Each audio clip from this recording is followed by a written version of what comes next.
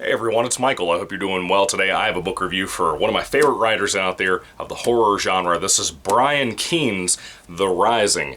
I read this book about 10 years ago, maybe closer to 8, 9, somewhere in there. I read it many years ago, back when I was first starting up my old original Mr. Wild 194 book review channel, and I loved it. I had somebody here on YouTube who recommended Jonathan Mayberry recommend this book to me as well in a zombie book recommendation.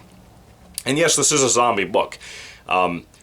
There's some things I want to talk about with this, but I also want to say I love this book, and I also love the sequel, City of the Dead. I would recommend immediately, if you're going to pick up this book after my video's recommendation for it, you should also buy City of the Dead at the same time. Whether it be ebook, physical, whatever, get both books, because this one, I don't see many people not liking this when they read it. It is very gory, it has a lot of things to talk about with that, I'll get to that. But the way the book is, I'm very convinced that Leisure Fiction, who published this back in the day, were supposed to have both books be one big book. I'm almost certain of that. I could be wrong, but it reads that way to me, in hindsight, reading it this time around, because of the way this one ends. It's a very cliffhanger ending, so pick up both books. Anyway, it is a zombie book, The Rising. It's a great read. I absolutely love this. My personal favorite book from Brian Keene is Darkness on the Edge of Town. That's the first one I ever read from him, and I love it. I've talked about that quite a bit. I don't think I reviewed that here on this channel. I could be wrong, but I don't think I have. Brian Keene, I think, has an extreme talent. He has a very simplistic writing style. In this book, more than any of his other books, even including Darkness on the Edge of Town, I think he has a more poetic writing style to the way he does certain things, but not like in a Cormac McCarthy type of way, just poetic for a horror writer, very much like Jonathan Mayberry in that sense. Brian Keene never really has like the best characters in his books. He has the same issue that I have. He's more of a short fiction author or a very basic novelist, you know, in a good way. I mean that. There are people who can write really long books, and there are people who can write shorter books that are more effective, and that's what I feel a lot of the time. You're going to be one of those two authors, and too many people try to force themselves into the opposite category. Brian Keene doesn't do that. In this particular book, the premise starts off with a fellow named Jim who's hiding out in his bomb shelter, basically, behind his house, and his ex-wife recently died, and there's a zombie apocalypse. Of course, people are coming back from the dead. There's a whole twist on that, though. People are not coming back from the dead as just brainless, walk-around things eating all the time. No, these are actually a new thing I've never seen done in movies or anything. As big of a horror fan as I've been all my life, my whole 27 years of life, I've never seen this done before. Basically, the idea is that these people are dying and then being possessed by demons, and the body has pretty much come to life. They don't need the organs. They don't need to have the legs or the arms or anything. They can completely be scattered apart as long as the brain's intact. And they also talk a lot of shit. Yes, they have some dark humor to them. These demonic zombie things are ruthless. They can drive cars. They can shoot guns. If it sounds like chaos to you, it is. The whole book, the whole 320 pages of this book, are filled to the brim with absolute chaos. If you don't have fun reading this book, whether you're grossed out or not is another question. That's gonna happen. The book is extremely gross in a good way, in a really fun way. But if you aren't completely engrossed with how chaotic and insane this is, it's like if you had a Grand Theft Auto video game based around zombies. That's what this would be like. Just every wild thing you could imagine can happen in this book. Stuff that you never thought of could happen in this book. For example, animals are getting the virus too. Or not really a virus, but animals are coming back from the dead possessed by demons as well. It's fantastic. I love it. There's so many surprises in here I don't want to tell you too much about. But Jim is hiding out in his war bunker, basically, and his wife recently died. He threw her body out into the whatever. She was pregnant, so he also lost his child at that time. Now, he was previously married. He also had a son named Danny, and Jim is about to kill himself because he's just sick of the loneliness. He's sick of the hearing the screaming and the scraping outside on the outside of the barrier. Essentially, he just wants to go ahead and die, and right before he's about to blow his brains out, he gets a phone call on what's left of the battery on his phone from his son Danny saying, "Hey, Mommy and I are hiding out in the attic." Well, he actually misses the call. I think he leaves a voicemail or something, and Jim listens to the voicemail. Danny says that they're over at their house, which is quite a few states away. Stuck in the attic, the boy and his mom. The stepdad's not out there. He was apparently bitten or sick or something like that. They're hiding out up there. The mom keeps sleeping and then waking up and sleeping and waking up. Danny doesn't know what's really going on. He's terrified. He just wants his dad to come help him. Now, Jim is not the most amazing character in the book. I would say that. Again, Brian Keene I don't think really does super well with characters, but Jim himself, the motivations of what Jim is going through, you want him to succeed. The way he feels about his son and how much he loves him, it's just powerful. It's just so powerful. It's one of those things you can tell that this had to have been written from a very, very personal place in Brian Keene's life. I don't know anything about Brian Keene. I know a little bit about things here and there from his short story collection where they give a little bit of information about him in between each story. But this was written in a very personal way. It's one of the most effective Brian Keene books, I would say. And again, the gore is top-notch. It is insane. Everything from the military is involved in this to the scientific aspect to it. I'll talk a little bit about that too. We don't just follow Jim. We have some other characters we follow their perspective a little bit too. One is a scientist named Baker who is kind of involved with how this whole thing happened. And of course, Baker is involved with a particular demon monster named Ob. And Ob is a wild character. I really like him. We don't see much of his perspective. It's only when we're following Baker at the beginning of the book. But Ob is a cool character. I've seen him pop up in other Brian Keene things here and there. Great. I love him. You have Frankie, who is a prostitute who is also a drug addict. I think it's a heroin addict, I believe. And she's struggling with drug addiction and recently losing a child.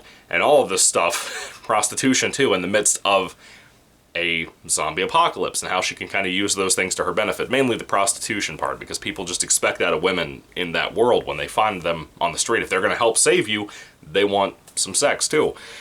It's brutally realistic in a lot of ways, but again, the chaos really helps balance that out, so you don't just have the reality, hard-hitting, rough parts that really make you cringe. There's some things that are going to make you cringe because of how brutal they are in a more human-to-human interaction, just how horrifying some humans can be to other humans, even in the midst of that situation. I think it handles it better than The Walking Dead, in my opinion. I think The Rising and City of the Dead, the sequel book, do this way better than The Walking Dead does, in 600 pages in total. Let's see if there's any other character I'm thinking of. There's also another character that Jim encounters named Martin. I love Martin. He's a preacher. He's really faithful about his focus on the Bible and on God and on Christ. As a Christian, I love that. I think that's a great character. Martin is not treated like an idiot in the book, ever. He's a smart, intelligent black guy. I love him. He's a cool character. He's so much fun. He's probably my favorite character in the whole book, just because of his faithfulness, how he wants to help Jim, even though he doesn't have to. Martin's great. I'm trying to think if there's another character. Oh, there was a military guy named Skip. I think his name was Skip. I'm bad with names. Skip. I think we followed him around, too, quite a bit. He has his doubts about the current military processes that are going on. Because at this point, there's no government. It's just kind of militia here, militia there, people who are left over from the military working together, doing some horrible, horrible things in some groups. Gangs are still around, biker gangs are still around, all these different things that people are going to have to deal with. I'm not kidding you when I tell you, if you ever wanted a writer that did not write like Stephen King and just bloat their book up with so much boring crap, read Brian Keene. Brian Keene reads like a kind of a horror pulp writer in a lot of ways, if you want to call him that. He knows how to put something impactful in each chapter. The only thing in here that might have slowed it down just a slight bit was one letter that Jim wrote that was like 3 or 4 pages, but it was heartfelt and it made the motivations even more clear of what Jim was doing and why. Just writing a letter to his son, how he misses him. But watching Jim go on this cross-state journey trying to get to his son, it's wild, dude. But I'll tell you straightforward, I think that the writing style's a little basic. A lot of people are probably not going to like that all that much. It's not bad. It's more poetic than I've ever seen Brian Keene from what I've read of him. I've read quite a few of his books. But I would say it's one of his absolute best. And City of the Dead, to me, is just as great. Just as great. This has a more Romero feel to it in a more, again, demonic type of way. The humor's great here. The characters are great. The gore and chaos are fantastic once again. If you want to be entertained, this is the book to start with Brian Keene. Now, I personally think Darkness on the Edge of Town is a better book, like I said. I think it's more entertaining. I think the whole idea of a community blackout and kind of an under-the-dome premise is really, really great. I think it's handled great. The characters and stuff are better here than they are in Darkness on the Edge of Town. The gore and chaos are better in this book than they are in Darkness on the Edge of Town.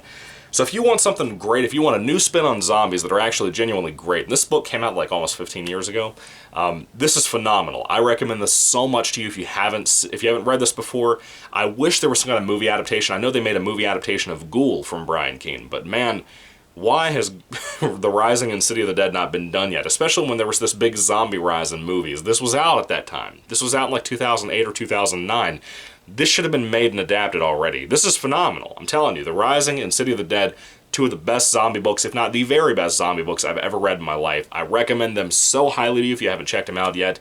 I also, last year, just to kind of throw it in and gloat a little bit, last year, when I got this particular copy and quite a few other books in a book lot on eBay for Christmas, my family wanted to find something cool for me. I picked this up for like 50 or 60 bucks, something like that. They paid for it, whatever. Anyway, I got a book lot, and I did not know that every single book in that lot were signed by my boy Brian Keene. I was so stoked, man. Now I have 2 copies of The Rising, my original copy when I read this back in the day on, well, Mr. Wildboy 94, the old channel, and now I have a signed copy, and I recently found a hardcover copy to add to my collection too, so I'm super stoked about that, because it's one of my favorite books out there, man. Anyway, what are your thoughts on The Rising by Brian Keene? Have you read this? Have you read the sequel, City of the Dead? What do you think about both books? Do you love them? Do you hate them? There's also 2 other books that are, I believe, short story collections. I have both in print, and I have one in paper, digital on my Kindle. I haven't read either of those ever. I didn't know they existed until about a year ago. So I picked up those as well. I hope to read them at some point, probably in January, if I get a chance to. January, February, somewhere around there. I want to finish reading the Pine Deep trilogy, but now it's Christmas time. I have some Christmas movies I want to watch and some Christmas books I want to read to review here on the channel. Yeah, I'm hoping to get around to that. When it comes to The Rising, if I had to rate this book on a 5-star basis, it would hands down give it a 5 out of 5 for me. I love this book. It is a fantastic read. It's so scary and wild and creepy. The humor is brutal. The gore and chaos, again, are just everything I want from a book. The pacing is just top-notch, man. And City of the Dead was like that too, from what I remember reading it so long ago when I was a teenager. If you want a great read, zombies, all that, pick this up. Pick up Brian Keene stuff in general for horror. Again, he's not the most prolific writer. He's not the most poetic writer. But man, he's got some great stuff to read out there. What are your thoughts? Put them down below. Thank you for watching. Are you going to take my recommendation and check it out? And if you did, let me know down below if you liked that, if you were thankful that I recommended that to you. Anyway, thank you guys. God bless you. Happy, oh no, Merry Christmas. I was going to say Happy Thanksgiving, but that's gone. Merry Christmas. 5 out of 5 stars. God bless you. Goodbye.